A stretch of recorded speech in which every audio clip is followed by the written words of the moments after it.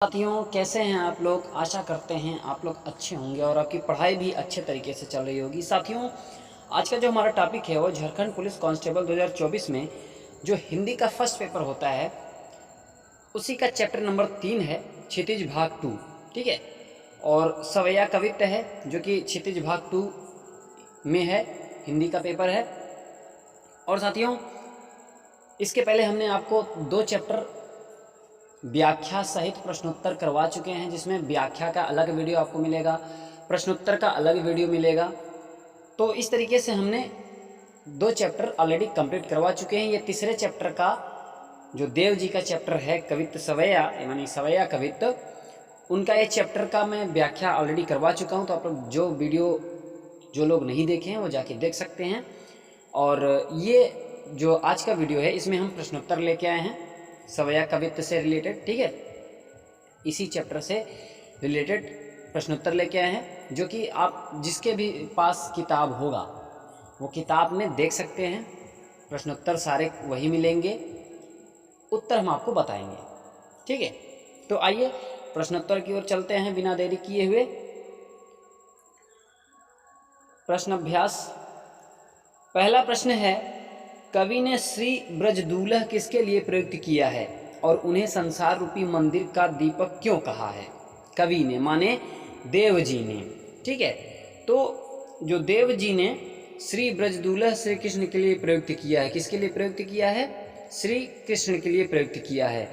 कवि उन्हें संसार रूपी मंदिर का दीपक इसलिए कहा है, माने देव जी ने श्री कृष्ण को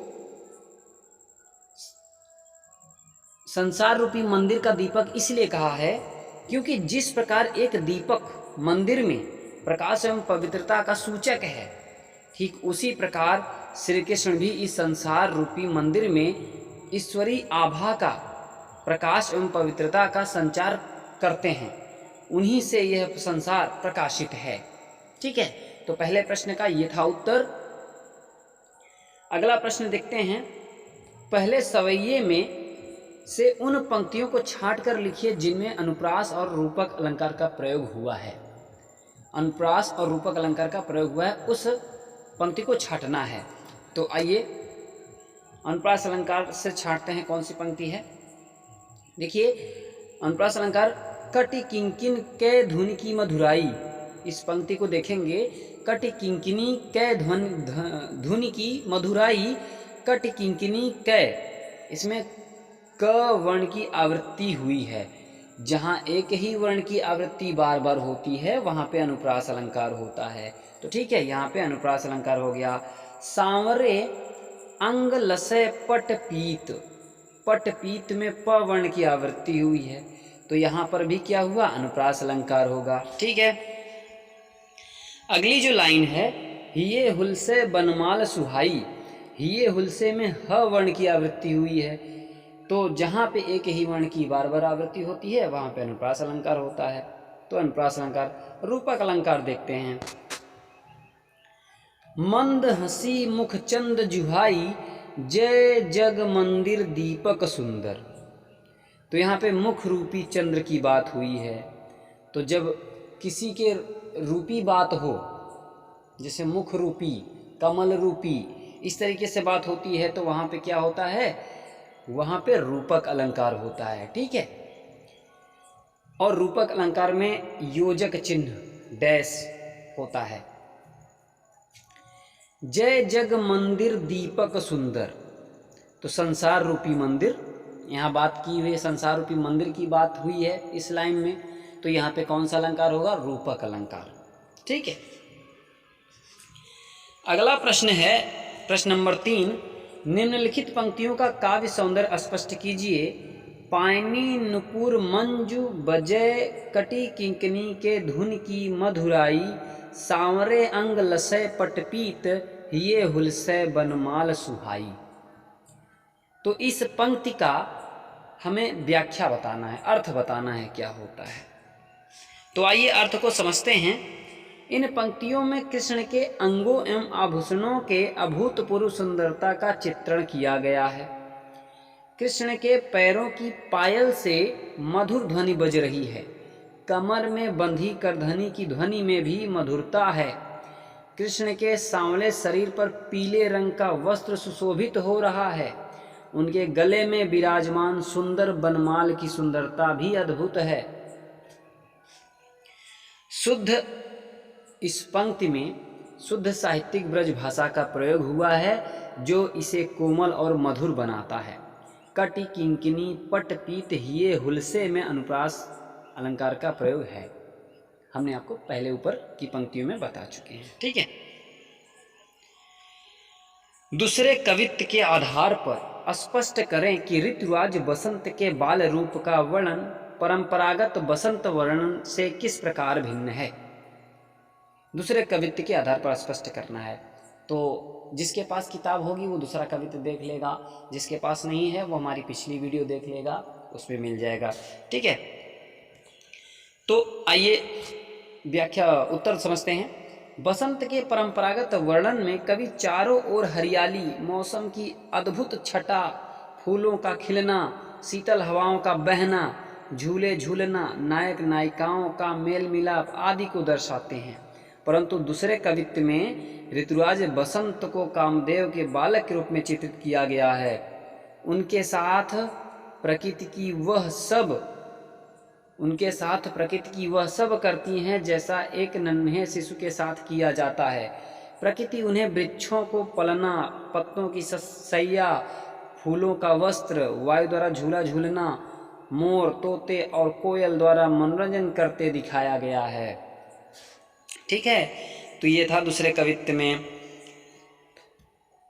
प्रश्न नंबर 5 है, प्रातः ही जगावत गुलाब चटकारी दे, इस पंक्ति का भाव स्पष्ट कीजिए। आइए उत्तर समझते हैं इस प्रश्न का। इस पंक्ति में कवि ने बताया है कि शिशु रूपी बसंत को प्रातः काल गुलाब चुटकी बजाकर जगाते हैं।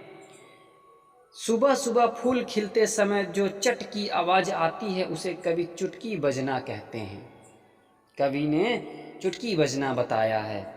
ठीक है। तो ये था प्रश्न नंबर 5 का उत्तर। अगला प्रश्न देखते हैं। चांदनी रात की सुंदरता को कवि ने किन किन रूप में देखा है। किन किन रूप में देखा है कवि देव जी ने किन किन रूप में देखा है चांदनी रात की सुंदरता को। तो आइए उत्तर को देखते हैं। कवि देव चांदनी रात की सुंदरता को निम्नलिखित रूप में देखते हैं।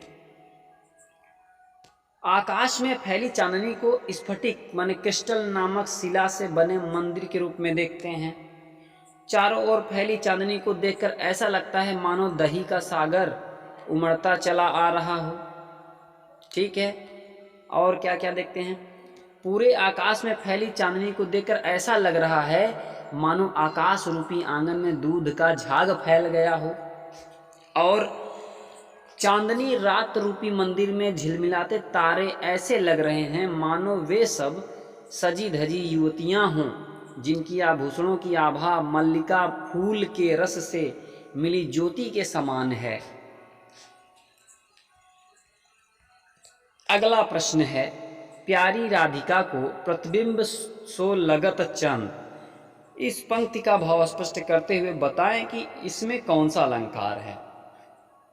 तो आइए उत्तर देखते हैं। कवि को आकाश में चमकता हुआ चंद्रमा उन्हें प्यारी राधिका के प्रतिबिंब के समान प्रतीत हो रहा है। यहाँ राधा को चांद से श्रेष्ठ बताया गया है और चांद केवल उनका परछाई मात्र है, इसलिए यहाँ व्यतिरेक अलंकार है, उपमा अलंकार नहीं है। ठीक है। अगला क्वेश्चन देखते हैं। तीसरे कवित्व के आधार पर बताइए कि कवि ने चांदनी रात की उज्ज्वलता का वर्णन करने के लिए किन किन उपमानों का प्रयोग किया है। तो तीसरे कवित्व के आधार पर बताना है। आइए उत्तर देखते हैं।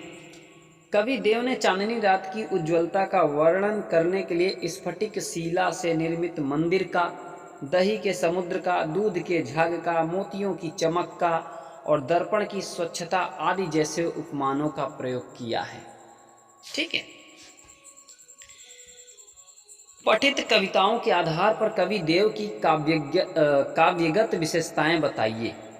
पठित कविताओं के आधार पर तो आप सब लोग ने पढ़ा ही होगा। तो आइए उत्तर देखते हैं इस प्रश्न का। प्रश्न नंबर 9 और क्षितिज भाग 2 का जो कि लास्ट प्रश्न है। रीतिकाल कवियों में देव को अत्यंत प्रतिभाशाली कवि माना जाता है। देव की काव्यगत विशेषताएं निम्नलिखित हैं। क्या क्या विशेषताएं हैं? देवदत्त ब्रज भाषा के सिद्ध हस्त कवि हैं। देखिए देव जी का जो कवि देव जी हैं, इनका पूरा नाम देवदत्त द्विवेदी है। ठीक है, तो देवदत्त ब्रज भाषा के सिद्ध हस्त कवि हैं, चूँकि इनकी भाषा कोमलता और मधुरता पूर्ण रूप से झलकती है इनकी भाषा में। ठीक है, और छंद का प्रयोग कवित्व एवं सवैया में किया गया है। ठीक है, कवित्व और सवैया जो इनकी है उसमें छंद का भी प्रयोग किया गया है। और अनेक जगह जैसे कटि कंकिनी ही हुल से आदि में अनुप्रास अलंकार का प्रयोग हुआ है। तत्सम शब्दों का प्रयोग पंक्तियों को शोभा प्रदान कर रहे हैं। तत्सम शब्द का भी प्रयोग किया गया है, अलंकार का भी प्रयोग किया गया है। ठीक है, और छंद का भी प्रयोग किया गया है। और मानवीकरण, उपमा, रूपक आदि अलंकारों का प्रयोग भी अनूठे ढंग से हुआ है। उन्होंने प्रकृति का सजीव चित्रण किया हुआ है। देवदत्त द्विवेदी जी ने, माने कवि देव जी। ठीक है, तो साथियों ये था टोटल 9 प्रश्न चैप्टर नंबर 3 का। तो आप लोग एक बार व्याख्या पढ़ेंगे, उसके बाद क्वेश्चन आंसर करेंगे तो आप लोगों को समझ में आएगा।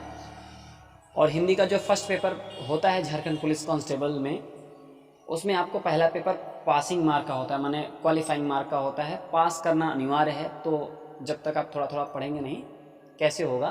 तो इसलिए आप लोग अभी से ही थोड़ा थोड़ा पढ़ते रहिए, ताकि समय आने पर आप लोग को ऊपर ज़्यादा भार न पड़े और आप लोग आसानी से कर जाएं।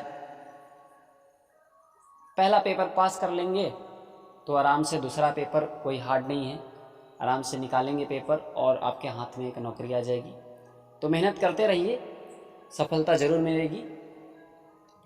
तो वीडियो कैसी लगी आप लोग कमेंट करके ज़रूर बताइएगा। अगर वीडियो पसंद आई हो तो एक लाइक और चैनल को सब्सक्राइब जरूर करिएगा साथियों, और अपने साथियों तक शेयर जरूर करिएगा ताकि वो भी तैयारी कर सके।